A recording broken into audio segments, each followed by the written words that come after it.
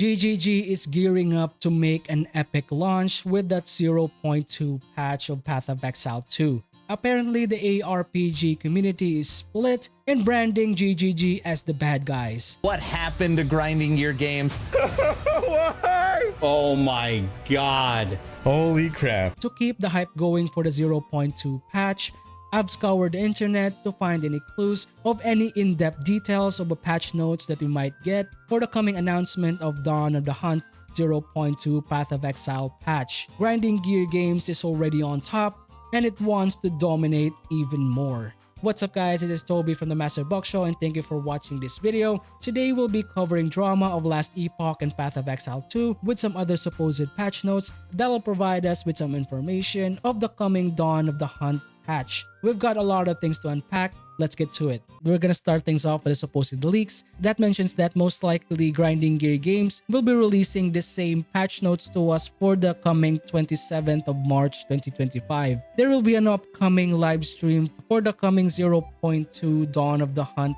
patch. Then again, let's take this with a grain of salt and hopefully we can get some great info on what to expect for the coming 0.2 patch. For the next patch, as confirmed by GGG themselves, new leagues and economy resets will be implemented. This means that we'll be having a completely new economy where all players begin with zero currency and items. Once the new features are implemented, most likely this will be our first league for Path of Exile 2. We can also expect some league-specific mechanics that may eventually be integrated in the core game.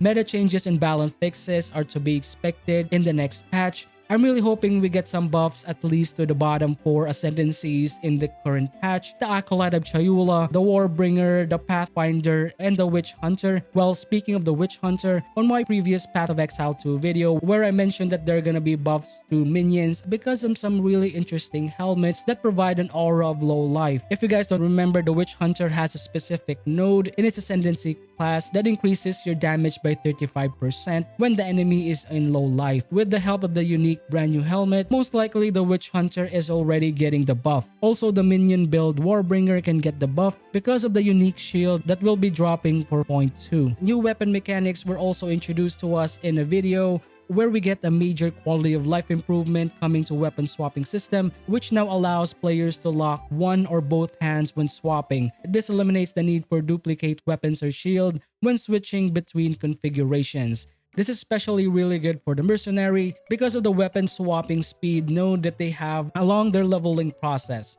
To really get in depth with the new weapon swapping system, players can unlock their main hand and offhand or both, allowing more flexible setups. This is a really cool avenue of builds that we can look at, especially for elemental focused builds. We were also teased with 2 new support gems that we'll be releasing for the 0.2 patch, like the Batter Shout support gem, which consumes fully broken armors on enemies with range to trigger an explosion. The explosion deals physical damage equal to 50% of the broken armor value. What's really interesting about this new support gem is it scales with your strength. This support gem will be very beneficial for the builds focused on breaking armors and strength stacking.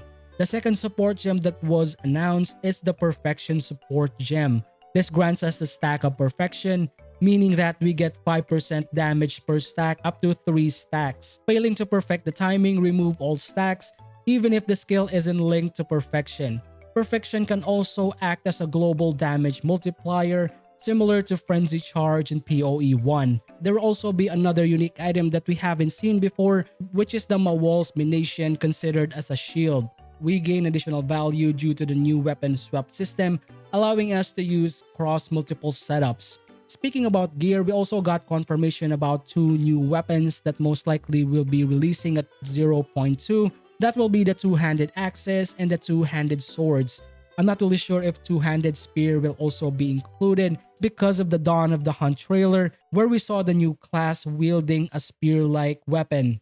A quick reminder to one of the uniques, the Bringer of Rain unique item also allows dual wielding of two-handed weapons, suggesting that new weapon skills and support gems will be introduced to complement these changes. I actually mentioned the new class earlier from the Dawn of the Hunt trailer. Based on the video, most likely everyone knows that it will be the Huntress class. This class is previously showcased during the demos for Path of Exile 2 back in 2022, but was held back due to technical issues. For this next patch, we'll be enjoying the Huntress.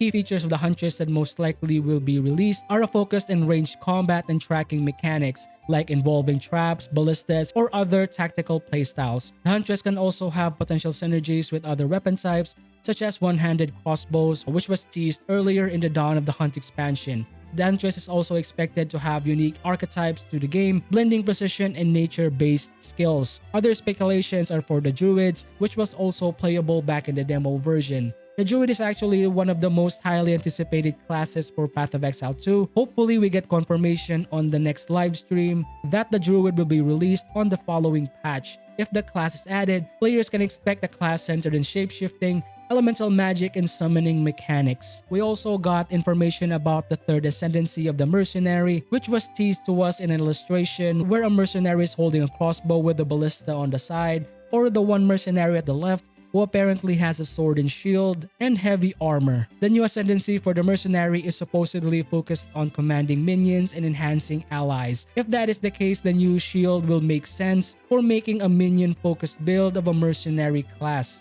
For the name of the third ascendancy, allegedly it will be called Commander or Veteran. Key features for the Ascendancy is summon a customizable minion, similar to the Animate Guardian but more advanced. Minions can use socketed attacks and wear gear. Other features are more support-oriented, like buffs for allies and minions, with potential synergies with ballistas to improve their scaling and usability. We also got some speculation of a brand new duelist class Ascendancy. We actually don't know where it will fit. Clues are in the unique item Bringer of Rain, which includes some lore tied to gladiatorial spirit.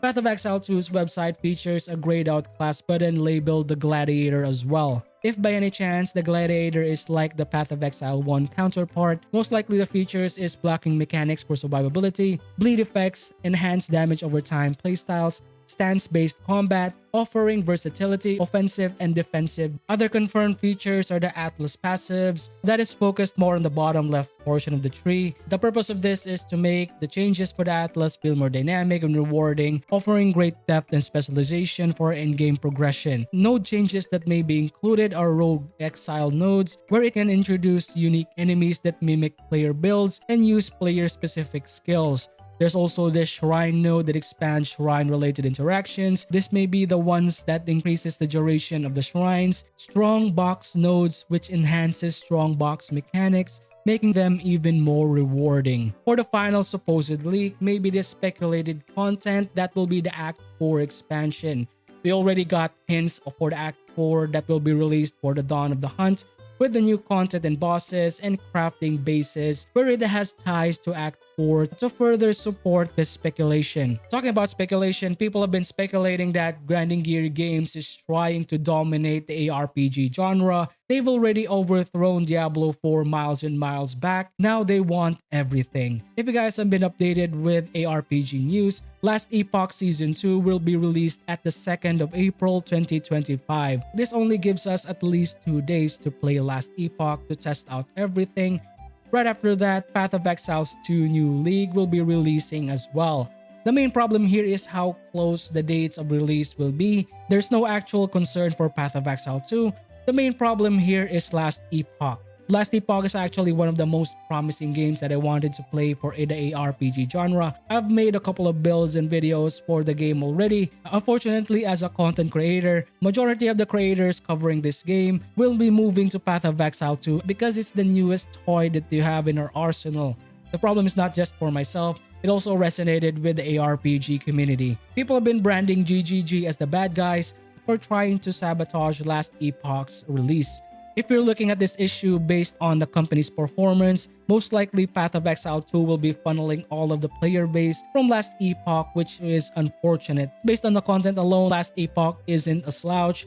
They have an amazing array of content that they offer for the Season 2. Popularity-wise, Path of Exile is far ahead from Last Epoch. In terms of marketing, I totally get it. Having the most impactful time of the release is a great way to get more engagement and play the game. I just hope GGG considers and move their launch at least for the week in order for players and creators to really flesh out and enjoy the patch, especially for a smaller team like Last Epoch. That's just my opinion. People can still pick Last Epoch instead of Path of Exile 2. It's all based on their preference, and most likely people will just go to whatever they like most. This is just quite impactful, especially for the ARP genre. We as a community really just want great interactions and growth to other companies, especially for ARPGs that has great potential to be alternative to the long dead franchise, which is Diablo 4. And that's it, guys. Thank you for watching the video. Would love to know what do you guys think in the comments below. Shout out to all the people who subscribe and keep supporting the channel. I really appreciate you guys for all the amazing support. And for all the people who haven't subscribed yet, thank you for watching my videos, and I hope I earn your subscriptions in the future. But if I earn it today, please don't hesitate to hit that subscribe button. If you want to support me directly, join button is below. Do you love tactical and action RPGs like Baldur's Gate 3, Path of Exile 2, and LAST EPOCH, and so much more? Just keep it here in this channel. Finally, that's it for me. Up to you soon. The next Master Buck Show. Peace out. Bye, guys.